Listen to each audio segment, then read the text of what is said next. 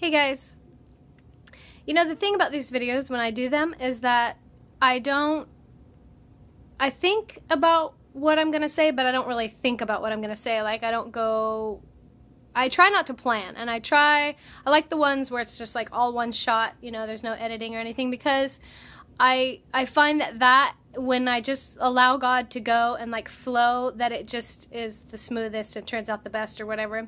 If I try to do one 2 times, 3 times, I end up just not doing it, because I don't like trying to plan what I'm going to say or trying to, I just let the flow go, and it turns out to be what it's going to be. But today there's something that I want to tell you about. I've been spending a lot of time in prayer today. It's been very, very sweet. And hearing from the Lord, and He said something to me that I really strongly felt I was supposed to share. He told me, my love language is quality time. And I don't know if you guys have ever heard of that book by Gary Chapman called The 5 Love Languages. I talk about it a lot because whenever I meet somebody, I try to figure out what their love language is. Whether it's my boss or if it's your spouse or your children. It's always important to learn how they receive love so that you can speak to them in that language.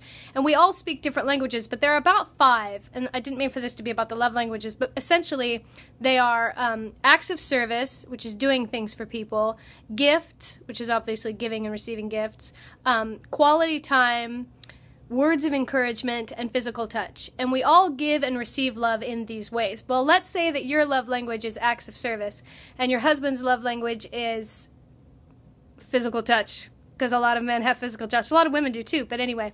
So, you know, let's say you're cooking and you're cleaning and you're doing all this stuff around the house, and you're thinking, well, this shows love to him, but all he wants is for you to, like, rub his back when you walk by, or, you know, give up the cookie. So anyway, you know, we all speak love languages, these different love languages. And today, as I was just really in this beautiful time with the Lord, He said, my love language is quality time. And I was like, ooh, because it's so easy to rush into our days. I do it, you know, like I'll wake up and I'll make my little smoothie and everything, and I'll spend like some time in prayer and everything, and then it's easy to make my list during the time of prayer. This is what I need to accomplish today, this is what I need to do, and then I do those things, and then, you know, I talk to this person, or I do that, or I spend a stinking hour on Facebook. I was like, get behind me, Facebook, I got things to do today.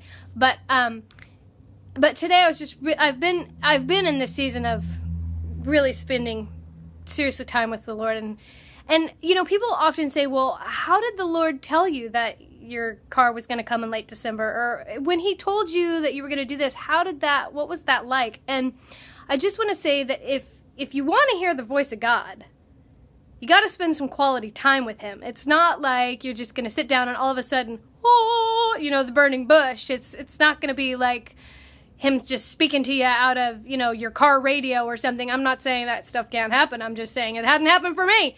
So it's, you know, it's got to be like quality time. You got to be, what are you willing to invest? You know, people say, oh, I can't find a job, or I can't, you know, get healthy, or I can't do this, or I can't do that. It's like, well, how much time are you spending with the Lord? You know, I mean, come on. So anyway, I'm just saying that because people say that stuff to me. Well, how do you hear the voice of God? And it's something that He has allowed me to teach time and time again through the years. It's like, how do you hear the voice of God? And please don't misunderstand me. I don't hear the voice of God like at all times, you know, perfectly clearly. I mean, there will be times where He even speaks to me and I'm like, was that me? Was that you? You know, I mean, but He's getting sharper and sharper with me. And it's about quality time. And I wanted to mention real quick, because I try to keep these things short. There's a guy, you can look him up, you can Google him, you can find him on YouTube. His name is Mark Virkler. Mark, V-I-R-K-L-E-R, Mark Virkler. And he does this 4 steps on how to hear the voice of God. You can YouTube it. It's like 2 9-minute videos or something like that. Really, really worth watching, because he takes you through the steps on how to hear the voice of God. But I'm telling you right now, it starts with being still. It starts with quality time. I have specific people in mind regarding this, because they ask me, or I ask them how they're doing with their time with the Lord, and they're like, you know, and I'm like, well, that's where it starts, guys. So, not to cram down your throat, but if you want the relationship, you gotta spend the time. That's true with anybody and anything. And I just really strongly felt that the Lord wanted me to share with you today. His love language is quality time. I'm learning to speak that language.